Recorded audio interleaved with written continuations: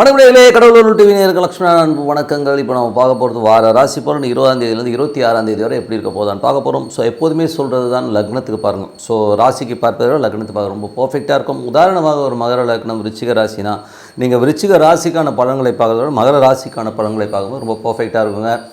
So முதல்ல வர்றது பொது பலன்கள். ஸோ அதுக்கப்புறம் தசாபுத்தி பலன்கள் வரும். ஸோ உங்களுக்கு என்ன தசாபுத்தி அந்தரங்கள் வருதோ அதை மிங்கிள் பண்ணி பார்க்கும்போது அது ரொம்ப பர்ஃபெக்டாக இருக்கும்.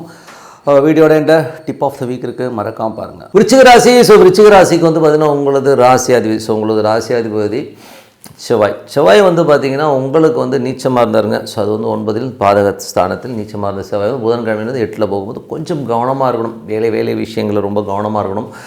வேலையில் வந்து தேவையில்லாத ஒரு கோபதாபங்கள் வர்றதுக்கான வாய்ப்புகள் நிறைய இருக்குது. ஸோ கொஞ்சம் கேர்ஃபுல்லாக இருந்துங்க. மற்றபடி ஒரு பெரிய பாதிப்புகள் வராதுன்னா கொஞ்சம் கேர்ஃபுல்லாக இருக்குது, ரொம்ப ரொம்ப நல்லது.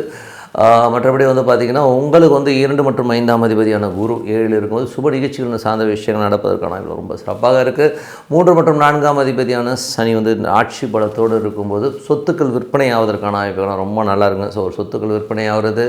மற்றபடி வந்து தாயாரோட உடல்நலம் சார்ந்த விஷயங்களில் கொஞ்சம் கவனமாக இருக்கிறது ரொம்ப ரொம்ப அவசியம். மற்றபடி எல்லாமே சிறப்பு தான். அதுக்கப்புறம் பார்க்கும்போது உங்களுக்கு தான் 5ஆம் அதிபதி. ஸோ 5ஆம் அதிபதி குரு வந்து பார்த்திங்கன்னா உங்களுக்கு 7 இருக்கும்போது குழந்தைகளோட வளர்ச்சி ரொம்ப சிறப்பாக இருக்கும். குழந்தைகளோட ஏற்றங்கள்லாம் ரத்தமாக இருக்கிறதுக்கான வாய்ப்பு, சுப நிகழ்ச்சிகள் நடத்துவதற்கான வாய்ப்பு ரொம்ப நல்லாயிருக்கு. 6ஆம் அதிபதி செவ்வாய் வந்து பார்த்திங்கன்னா உங்களுக்கு வந்து 9 வந்து நீச்சமாக இருந்தார். அவர் வந்து 8க்கு வரும்போது கொஞ்சம் வேலையில் வந்து ஒரு பிரச்சனையோ ஸ்ட்ரெஸ்ஸோ வர்றதுக்கான வாய்ப்புகளே கொடுக்கும். பட் ஆனால் பெருசாக எஃபெக்ட் பண்ணாது. ஏன்னா அது குருடைய ஸ்டாரில் போகும்போது அந்த மாதிரி எஃபெக்ட் இருக்காது. பட் தான் கொஞ்சம் கவனமாக இருக்கிறது ரொம்ப ரொம்ப அவசியம்.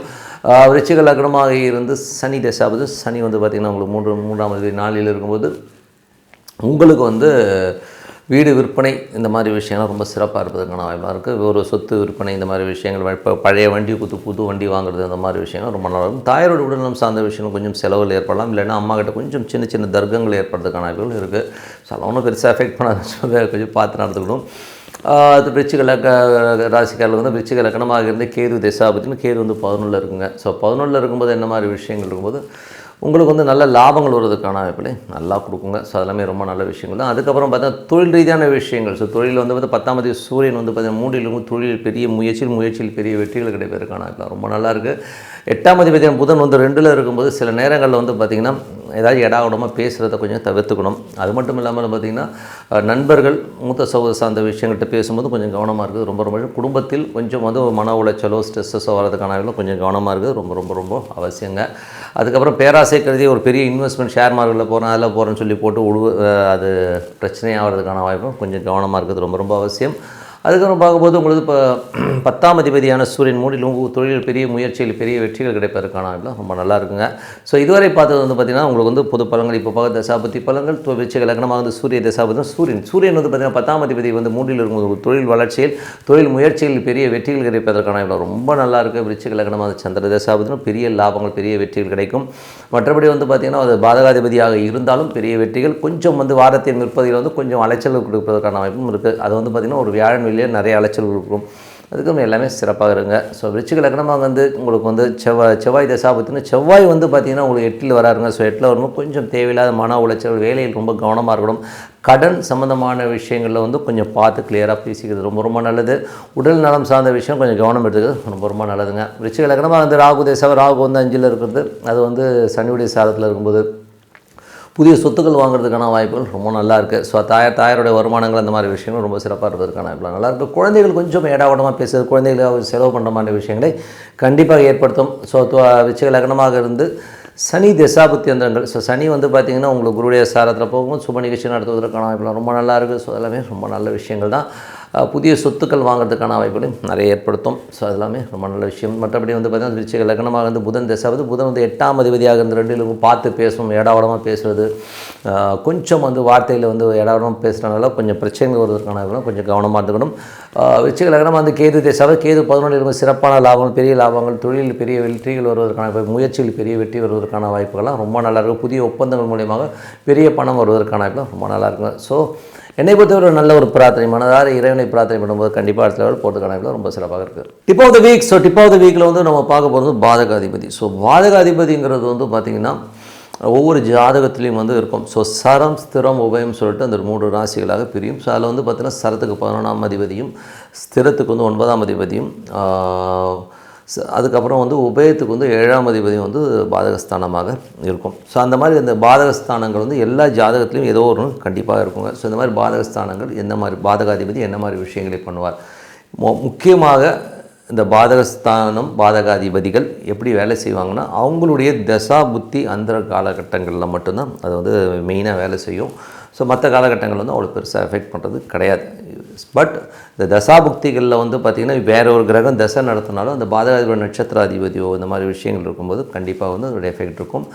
மேஜராக வந்து பாதகாதிபதி அது வந்து எப்படி எஃபெக்ட் பண்ணோன்னா அது இருக்கிற ஸ்தானங்கள். இப்போ உதாரணத்துக்கு சொன்னால் ஒரு ஜாதகர் இருக்கார். ஸோ அவருடைய பாதகாதிபதி வந்து இப்போ உதாரணத்துக்கு வந்து ஒரு மகர லக்னம் ஒரு செவ்வாய் பாதகாதிபதியாக இருக்கிறவங்க 2ல் வந்து செவ்வாய் இருக்குன்னா அவர் ஏடாவிடமாக பேசுவார். பேச்சினால் அவருக்கு பெரிய விரோதங்கள் பெரிய இழப்பு ஏற்பட்டிருக்குன்றதில் வந்து எந்தவித இதில் கண்டிப்பாக நடந்திருக்கும். சரிங்களா? தாயார் சார்ந்த உறவுகளாலும் வந்து பார்த்திங்கன்னா அவங்களுக்கு ரொம்ப மனக்காயங்களை இவர் ஏற்படுத்தியிருப்பாருங்கிறது தான் உண்மையான விஷயம். ஸோ இதுதான் வந்து பாதகம். அது மட்டும் இல்லாமல் பார்த்திங்கன்னா இந்த பாதகம் வந்து நிற்கிறத விட அந்த பாதக ஸ்தானத்தில் உள்ள கிரகங்கள் தான் மேஜர் எஃபெக்ட் பண்ணும். இப்போ உதாரணத்துக்கு வந்து இப்போ வந்து அவருக்கு செவ்வாய் வந்து அந்த பாதக ஸ்தானத்தில் இல்லை, ஆனால் பேச்சினால் வந்து ஒரு 50% தான் அவருக்கு வந்து ப்ராப்ளம் வந்திருக்கும். மற்றபடி வந்து ஒரு 100% கிடையாது. ஆனால் 100% அங்கே இப்போது சப்போஸ் மகர லக்னத்துக்கு வந்து விருச்சிகத்தில் இருக்கிற கிரகம் வந்து கண்டிப்பாக ஒரு பெரிய பாதகத்தை கண்டிப்பாக அவர் பண்ணும். அதுவும் அந்த பாதகஸ்தானாதிபதி வந்து அந்த தசாபுத்தி காலங்கள் வந்து ஒரு மன உளைச்சலையும் டென்ஷன்ஸையும் கண்டிப்பாக கொடுத்துரும். இப்போ உதாரணத்துக்கு வந்து சொல்லப்போனால் ஒருத்தருக்கு வந்து பாதகஸ்தானத்தில் இப்போ ஒரு மகர லக்னத்துக்கு வந்து புதன் வந்து பாதகஸ்தானத்தில் இருந்து அது 11ல் வந்து பாதகஸ்தானமாக இருக்கும்போது வேலை விஷயங்களில் வந்து ரொம்ப பெருசாக போகணும் சொல்லி நிறைய கடன் வாங்கி இல்லை ஒரு தொழிலில் ஒரு பெரிய கடன் வாங்கி கடன் சம்மந்தமான விஷயங்களோ இல்லை 9ஆம் அதிபதியாக வர அப்பா சம்மந்தமான விஷயங்களில் ஏதோ ஒரு பெரிய பிரச்சனையில் மாட்டி அதனால் ஒரு பெரிய மன உளைச்சல் கண்டிப்பாக வருங்க. ஸோ புதன் வந்து அந்த பாதகஸ்தானத்தில் இருந்தால் எதுக்கு சொல்கிறேன்னா அந்த பாதகங்கிறது வந்து அந்த தசாபுத்தி காலங்களில் கண்டிப்பாக எஃபெக்ட் பண்ணும். ஸோ நீங்கள் எப்படி தான் போனாலும் சரி அந்த எஃபெக்ட்டை கண்டிப்பாக கொடுத்துரும். ஸோ அதனால் வந்து இதை விட்டு நம்ம பாதகஸ்தானாதிபதியோடைய திசை நடத்தும்போது நம்ம என்ன பண்ணணும் போது அந்த ஸ்தானாதிபதி யாரோ அந்த கிரகம் இருக்கு இல்லையா 11லேருந்து என்ன கிரகம் நடக்கும். ஸோ அதுக்கான வர்ஷிப் பண்ணிக்கணும். அவ்வளோதான், பிரார்த்தனை தான். என்னை பொறுத்த பரிகாரன்றதை விட ஒரு பிரார்த்தனை பண்ணும்போது கண்டிப்பாக வந்து இந்த பாதகஸ்தானம் பாதகாதிபதியிலேருந்து கண்டிப்பாக ரிலீஃப் பண்ணும். பட் நம்ம தெரிஞ்சுக்கணும். ஏன்னா வந்து நமக்கு பாதகாதிபதி இது. ஸோ பாதகாதிபதி திசை நடக்கும்போது நம்ம கரெக்டாக அந்த ஒரு விஷயத்தில் வந்து நம்ம கேர்ஃபுல்லாக நடந்துக்கிட்டோம்னாலே மேக்ஸிமம் வந்து அந்த பிரச்சனைகள்லேருந்து வெளியில் வந்துடலாம்ங்கிறது தான் இதுக்கான ரெமெடி. மற்றபடி எந்த பிரச்சனையாக இருந்தாலும் ஒரே ரெமெடி தாங்க. எல்லா நோய்க்கும் ஒரே மருந்துன்ற மாதிரி ஒரு ப்ராக்டிஸ் மட்டும் நீங்கள் லைஃப்பில் பண்ணிட்டீங்கன்னா கண்டிப்பாக நம்ம அடுத்த லெவல் போகிறதுக்கான வாய்ப்பு கண்டிப்பாக இருக்கும். எப்போதுமே சொல்கிறது தான். ஏன்னா ஒரு பிரார்த்தனை என்ன சாமியோனா எடுத்துக்கோங்க. உங்களுக்கு ரொம்ப பிடிச்ச சாமி ஏதோ ஒரு சாமியை எடுத்துக்கிட்டு டெய்லி அதுக்குன்னு ஒரு 10 நிமிஷம் ஒதுக்குங்க. சாப்பாடு எப்படி முக்கியம், தூக்கம் எப்படி ஒரு மனுஷனுக்கு முக்கியமோ அந்த மாதிரி வந்து ஒரு பிரார்த்தனையும் வந்து ரொம்ப ரொம்ப முக்கியம். ஸோ அதனால் அது மனதார இறைவனை வந்து பிரார்த்தனை பண்ணுங்கள். உள்ளுக்குள்ளே வந்து தெய்வம் இருக்கணும். ஸோ தெய்வம் உள்ளே வந்துருச்சுன்னா அதுக்கப்புறம் யாரும் உங்களை டச் பண்ண முடியாது. இதுக்கு உதாரணம் சொல்லணும்னா மகாதேவர் ஐயர் பெரிய ஒரு ஸ்காலர். கிட்டத்தட்ட வந்து நீங்கள் கூகுளில் போய் டைப் பண்ணி பாருங்கள் மகாதேவர் ஐயர்னு. ஸோ அவர் சொல்லியிருக்கார். அவர் என்ன சொல்வார்னா, நான் வந்து கிட்டத்தட்ட வந்து ஒரு 47 ஆண்டுகளாச்சு என்னோடய ஜாதக நோட்டை தொட்டு. காரணம் என்ன, உபாசனை தெய்வம் என்னோடய இஷ்ட தெய்வங்களை வந்து நான் டெய்லி வழிபட்டுறேன் அப்படின்னு. ஸோ நீங்கள் வந்து வழிபாடுங்கிறத வந்து உங்கள் லைஃப்பில் வந்து ஒரு பார்ட்டாக ஒரு அரை மணி நேரமோ 15 நிமிஷமோ ஒதுக்கிட்டிங்கன்னா மற்ற எதுவுமே தேவையில்லைங்க. அந்த தெய்வம் உங்களை கண்டிப்பாக காப்பாற்றுன்னு சொல்லிட்டு உங்களிடம் விடைபெறுவது உங்கள் லக்ஷ்மி நாராயணன். நன்றி, வணக்கம். கடவுள் அருள் டிவியை பார்த்தமைக்க நன்றிகள். மேலும் இது போன்ற தகவல்களை தெரிந்து கொள்ள கடவுள் அருள் டிவியை சப்ஸ்கிரைப் செய்யுங்கள். மறக்காமல் பெல் ஐக்கானை கிளிக் செய்யுங்கள்.